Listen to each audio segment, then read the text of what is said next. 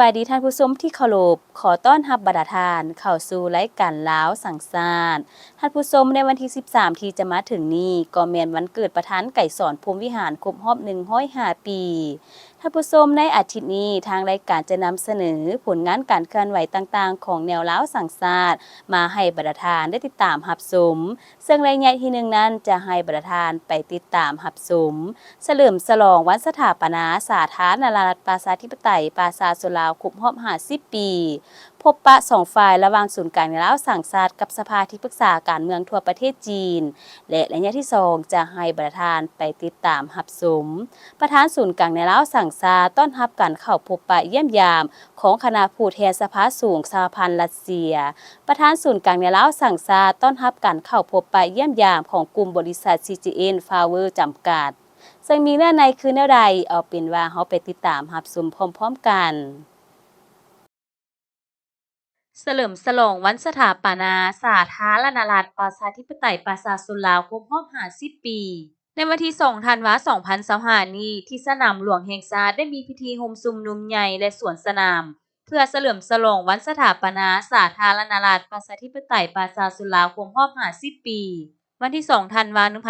1975หา2ธันวาคม2025โดยการเป็นเกียรติเข้าร่วมของสหายทองลุ้นศรีสุฤทธิ์เลขาธิการใหญ่คณะบริหารงานศูนย์กลางพรรคประชาชนปฏิวัติลาวประธานประเทศแห่งสาธารณรัฐประชาธิปไตยประชาชนลาวมีบรรดาการนำพรรคราชพนักงานปฏิวัติอาวุโสวีรชนแห่งชาตินักรบแข่งขันตัวแทนของนายและพลทหารนายและพลตำรวจตัวแทนนักรบเก่าปฏิวัติผู้ทรงคุณวุฒิตัวแทนบรรดาเผ่าตัวแทนคนเชื้อชาติลาวอยู่ต่างประเทศและมวลชนชาวนครหลวงก็คือประชาชนลาวบรรดาเผ่าเข้าร่วมอย่างคับคั่นหนาแน่นและเป็นขบวนการอย่างฟุดฟื้นพร้อมนี้ก็มีคณะผู้แทนขั้นสูงจากบรรดาประเทศเพื่อนมิตรคือสาธารณรัฐสังคมนิยมเวียดนามสาธารณรัฐประชาชนจีนสหพันธ์รัสเซียสาธารณรัฐกูบาพร้อมด้วยบรรดาแขกถูกเชิญจากบรรดาเอกอัครราชทูตทูตานุทูตผู้ต่างหน้าองค์การจัดตั้งสากลประจำสาธารณรัฐประชาธิปไตยประชาชนลาวเข้าร่วมก่อนก้าวเข้าสู่พิธีทางการบรรดาก้อนกำลังได้เข้าสู่สนามหลวงและบรรดาผู้เข้าร่วมรวมถึงบรรดาผู้ชมทั้งไกลได้รับชมการถ่ายทอดสดพิธีดังกล่าวซึ่งทำอิฐได้รับชมการแสดงศิลปะวรรณคดี3รายการคือการร้องเพลงเวียงจันทน์มากหัวใจเพลงตำรวจลาวก้าวเดินและเพลงนักรบลาวก้าวเดินจากนั้นพิธีทางการก็ได้เริ่มขึ้นโดยได้มีการเชิญก้อนทุงชาติทุงภาคเคลื่อนเข้าสู่พิธีผู้เข้าร่วมทั้งหมดลุกขึ้นยืนโกงเคารพทุงชาติซึ่งในนี้ประชาชนลาวบรรดาเผ่าก็ล้วนแต่แสดงให้เห็นถึงความภาคภูมิใจและเอกอ้างทะนงใจในความเป็นชาติลาววีรชนท่านทองลุ้นศรีสุฤทธิ์ได้กล่าวสุนทรพจน์วันสถาปนาสาธารณรัฐประชาธิปไตยประชาชนลาวครบรอบ50 ปีอย่างสง่าผ่าเผยโดยได้ยกให้เห็นถึงความเป็นจิตหนึ่งใจเดียวของประชาชนลาวบรรดาเผ่าผู้รักชาติและความเป็นมาของการเป็นชาติลาวก็คือการสถาปนาสาธารณรัฐประชาธิปไตยประชาชนลาวซึ่งตลอดยานทั้ง50 ปีแห่งภารกิจปกป้องรักษาและพัฒนาประเทศชาติสาธารณรัฐประชาธิปไตยประชาชนลาวได้ก้าวเดินผ่านอุปสรรคความยุ่งยากสิ่งท้าทายทดสอบแต่ก็สามารถผ่านพายุลมแดงและสิ่งท้าทายทดสอบอันละอิดละเอียวเคี้ยวขาดมาได้เป็นเก่าๆพร้อมเดียวกันนี้สหายทองลุ้นศรีสุฤทธิ์ก็ได้นำพาห้องค้ำควรสาธารณรัฐประชาธิปไตยประชาชนลาวมั่นยืนพรรคประชาชนปฏิวัติลาวที่มีเกียรติสง่ามั่นยืนประธานไก่สอนพรหมวิหารผู้นำที่แสนเคารพรักยืนยงในภารกิจปฏิวัติและอยู่ในดวงใจของประชาชนลาวตลอดไปน้ำใจวันชาติที่2ธันวาคมมั่นยืนในพิธีคณะรับผิดชอบกำลังเดินขบวนสวนสนามก็ได้เริ่มการสวนสนามซึ่งมี3ขบวนใหญ่คือขบวนที่1ประกอบมี5ก้อนกำลังขบวนที่2ก้อนสวนสนามของกำลังป้องกันชาติป้องกันความสงบซึ่งประกอบมี23ก้อนกำลังขบวนที่3ก้อนมหาชนซึ่งประกอบมี20ก้อนกำลังรวมทั้งหมดมี48ก้อนกำลังนอกนี้ในระหว่างการสวนสนามของขบวนที่2ก็ยังได้มีการแสดงของฝูงบิน4ลำประกอบทุงชาติทุงพรรคทุง50 ปีและแผนคำขวัญน้ำใจที่2ธันวาคมมั่นยืนการเดินสวนสนามของก้อนกำลังสุดท้ายของขบวนที่3ยังมีการแสดงของยนต์บินสู่โฮบแสดงบิน3รอบเติมอีกเฮ็ดให้บรรยากาศเฉลิมฉลองวันชาติ2ธันวาคมมีเนื้อในหนักแน่นมีความหมายสำคัญในหน้าประวัติศาสตร์ และมีสีสันเข้มแข็งฟุดฟื้นและต่อไปจะให้บรรทานไปติดตามรับชมพบปะสองฝ่ายระหว่างศูนย์กลางในลาวสังสาสตร์กับสภาที่ปรึกษาการเมืองทั่วประเทศจีนเนื่องในโอกาสที่คณะที่ปรึกษาการเมืองทั่วประเทศจีนเดินทางมาเข้าร่วมพิธีเฉลิมฉลองวันสาธารณรัฐประชาธิปไตยประชาชนลาวครบรอบ50 ปีคณะได้เข้าพบปะสองฝ่ายกับศูนย์กลางในลาวสังสาสตร์ฝ่ายจีนนำโดยท่านหว่างฮูหนิงคณะประจำกรรมการกลุ่มการเมืองศูนย์กลางพรรคประธานสภาที่ปรึกษาการเมืองทั่วประเทศจีนและฝ่ายลาวนำโดยท่านศิลวงศ์ขุดไพฑูรย์กรรมการกลุ่มการเมืองศูนย์กลางพรรคประธานศูนย์กลางในลาวสังสาสตร์พร้อมด้วยคณะนำของทั้งสองฝ่ายเข้าร่วมในวันที่1ธันวาคม2025นี้ที่ศูนย์กลางในลาวสังสาสตร์ท่านศิลวงศ์ขุดไพฑูรย์ได้แสดงความยินดีต้อนรับอย่างอบอุ่นและตีราคาสูงต่อการมาเยี่ยมยามและเฮ็ดเวียกอยู่สาธารณรัฐประชาธิปไตยประชาชนลาวพร้อมทั้งให้เกียรติเข้าร่วมพิธีเฉลิมฉลองวันสาธารณรัฐประชาธิปไตยประชาชนลาวครบรอบ50 ปีของท่านหว่างฮูหนิงพร้อมด้วยคณะในครั้งนี้ซึ่งได้เป็นการประกอบส่วนอย่างใหญ่หลวงเข้าในการเสริมสร้างสายพัวพันมิตรภาพของสองประเทศลาวจีนจีนลาวเข้าสู่ลวงลึกนับมื้อนับแน่นแฟ้นและแตกดอกออกผลยิ่งขึ้นพร้อมกันนี้ท่านยังได้ยกให้เห็นสภาพรวมในการพัฒนาเศรษฐกิจสังคมของสาธารณรัฐประชาธิปไตยประชาชนลาวและยกให้เห็นพระบทบาท10หน้าที่ขององค์การดาราสังสาโดยย่อให้คณะได้รับทราบตื่มอีกในโอกาสที่มีความหมายความสำคัญนี้ท่านประธานสภาที่ปรึกษาการเมืองทั่วประเทศจีนได้แสดงความขอบใจเป็นอย่างยิ่งต่อประธานศูนย์กลางในลาวสังสาสตร์ที่ได้ให้การต้อนรับคณะอย่างอบอุ่นพร้อมทั้งได้ยกให้เห็นถึงสภาพรวมในการพัฒนาเศรษฐกิจสังคมของสาธารณรัฐประชาชนจีนในระยะผ่านมาโดยย่อให้ฝ่ายลาวได้รับทราบพร้อมกันนี้ทั้งสองฝ่ายยังได้ติดราคาคืนต่อการพัวพันร่วมมือในระยะผ่านมาและได้ปรึกษาหารือเกี่ยวกับบางเรื่องงานที่จะสืบต่อร่วมมือกันในต่อหน้าตื่มอีก